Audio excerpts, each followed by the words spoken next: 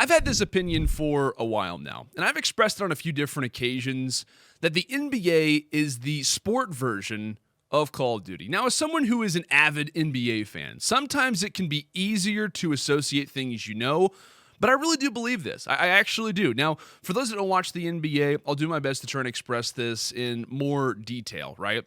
Now, the first things first, what's the major draw for the NBA, right? Why is the sport booming the way that it is? Why are people watching it?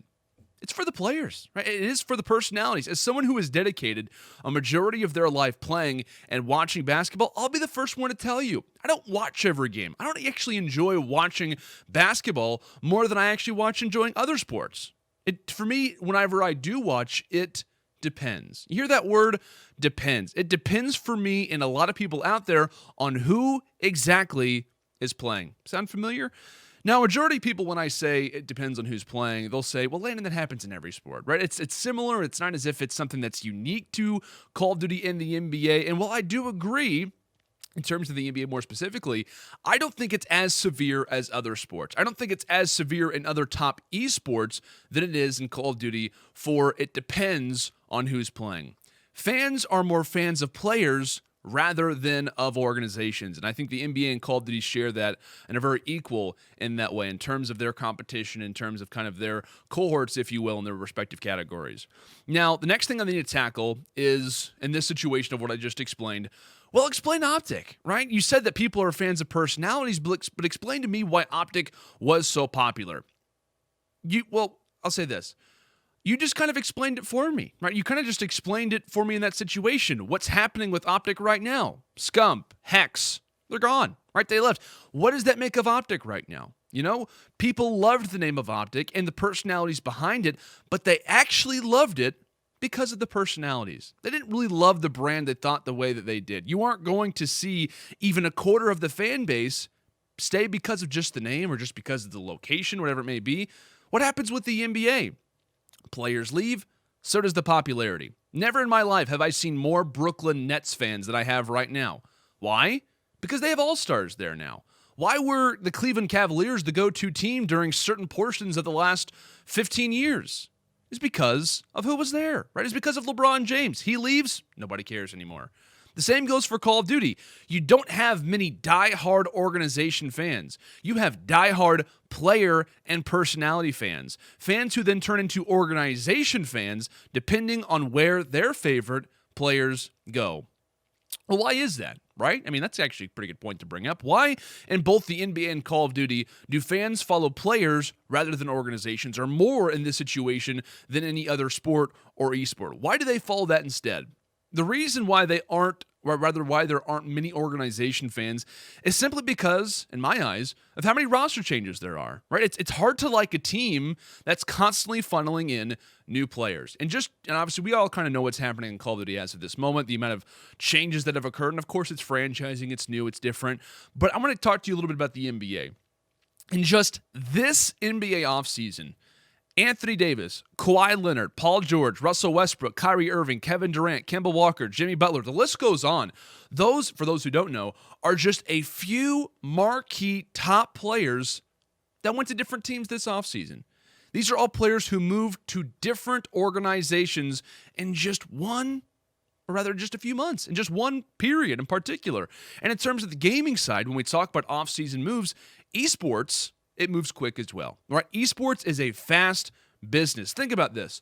Just over 4 years ago, we were in Advanced Warfare, right? That seems like a century ago. Like, we think about what the storylines were occurring back then into what is happening now.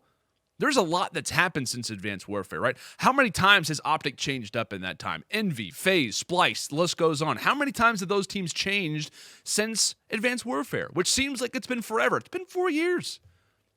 It's hard to consistently like a team when the identity is constantly becoming something new. And the same can be applied to the NBA.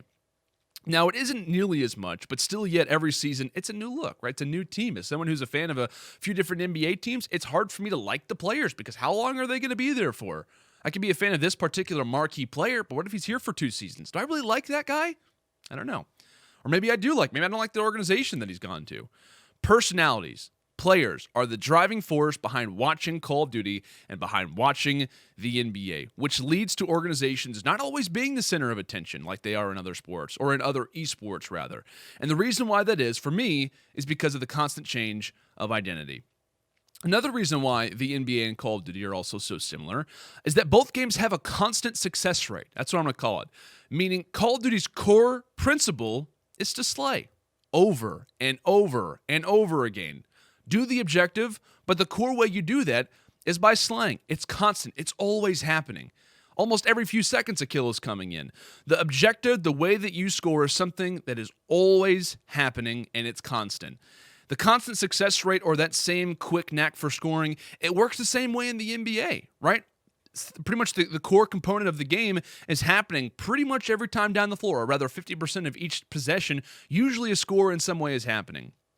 What's deemed as the objective of the game is accomplished many times in the NBA over and over and over again. And if you're looking for which kills in this situation for Call of Duty or an NBA most scores, it's hard to truly find what decides the game. Have you ever noticed that when you go back and really watch how a game progressed, it's very difficult to associate and say that was the moment right there, right?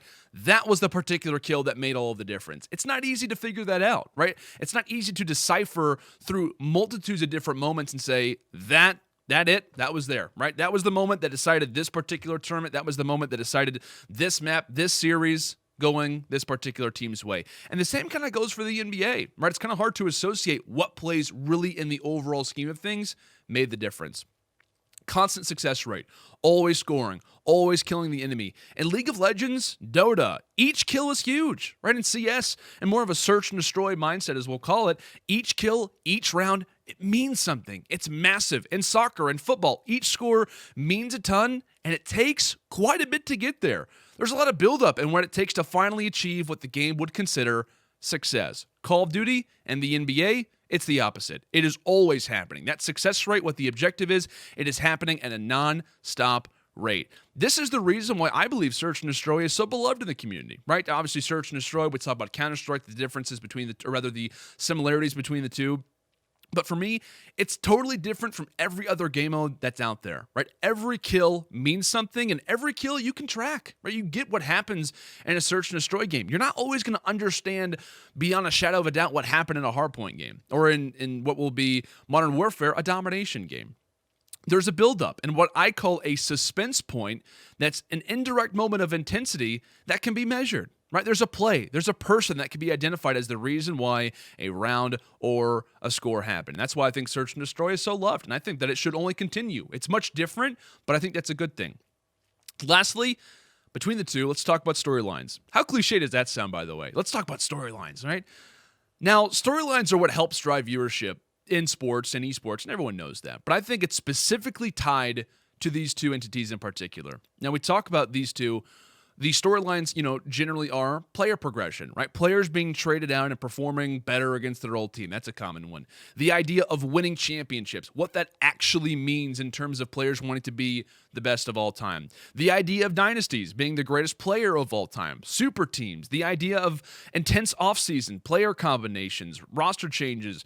The ever-interesting rivalry between two historical teams. The idea of wanting to play for brands that have a history. Storylines and player history is what drives the offseason to be almost as if more exciting or almost as exciting as the regular season. People latch on to players and their storylines.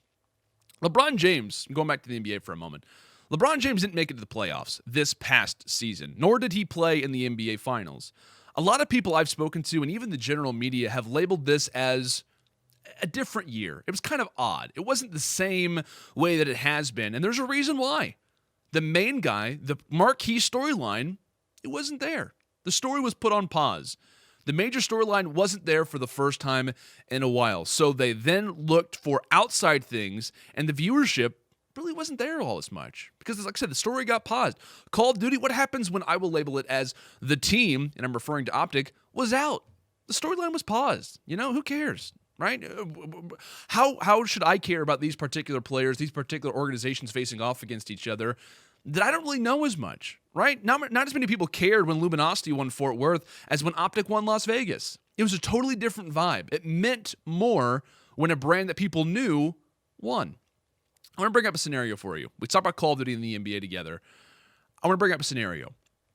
Remember when, we'll call him X, this particular player, we'll say that instead. Remember when this particular player was considered the best in the world and decided to leave a team he swore he'd never leave and joined another roster because there was supposed to be this big team up, right? This big moment. He eventually ended up coming back and winning a world championship for the fan base and the team he promised that he would. And it turned into one of the biggest storylines of all time because nobody, after so long of fighting, thought that it would ever happen. In his early days of carrying teams to now being part of a championship, that's what's helped legitimize his entire career as being considered one of the greatest of all time. Does that story sound familiar to you? Does the name The King ring a bell? Because to a Call of Duty fan, this is the story of Scump and his journey to finally acquire a championship, going from Optic to Envy, coming back to Optic, the early stages to now where he's at. But in the NBA, this story is known as LeBron James' hunt for a title, right? Is in Miami, rather is starting off in Cleveland, goes to Miami, comes back, wins a championship for the fan base he promised he would. From personalities to roster changes, storylines, offseason, salaries, social presence, content, the list goes on. And I could go on for this for, an hour longer if we really wanted to, but Call of Duty and the NBA are the sport and esport version of one another. But you know what? Why does this matter? Right? Legitimately, why are we talking about this? Does this really matter in any capacity? Why does it matter that the NBA and Call of Duty share similarities to each other? The reason why it matters is because Call of Duty is entering a new era. We have closed the book on 10 plus years of history and entered franchising. It's a new time, right? We are in the growing pain stage, as I've called it. Call of Duty is fragile, right? You can't drop it. You can't drastically change it up all that much because you could break it. The way you handle the first few seasons of franchising is crucial. And honestly, the first 2 to 3 years could break everything. It could totally change everything in a positive or a negative way. But Call of Duty is entering into territory that's been used before. The idea of what makes Call of Duty fun to watch and consume are the same principles that the NBA has been perfecting for years. I think Call of Duty needs to take advice and get an understanding of how to sell this thing. How to market this thing is by what has been consistent. It's by what has made Call of Duty esports alive to this very day. The players, the personalities, the storylines of those particular things. Focus on that, embrace what it is, because no other esport could have survived the way that Call of Duty has if it wasn't for the storylines that were formed. Franchising, it's important, obviously for the future of Call of Duty esports, and I hope that it realizes that a sport very similar to it in basketball, in the NBA, has helped prepare a course that can help it thrive in a year full of uncertainty.